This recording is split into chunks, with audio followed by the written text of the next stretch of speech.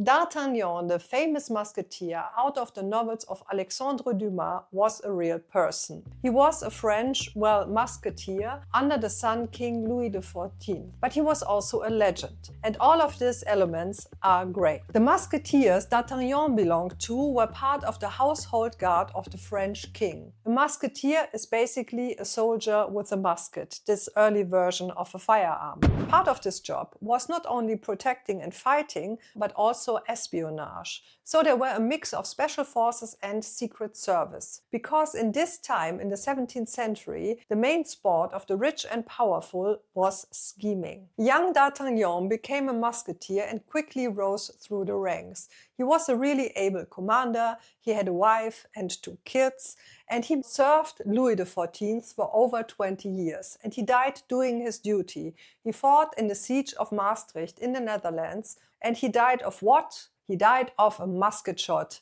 into his throat in Maastricht. But back to the legend of D'Artagnan. The real D'Artagnan gives you the loyal super soldier and spy. But where did Alexandre Dumas get the swashbuckling and romancy part of D'Artagnan? Well, for this, he took some parts out of a novel that already existed about D'Artagnan, but he also took inspiration from his own life. You see, Alexandre Dumas was a mixed-race French superstar writer who had a lot of affairs.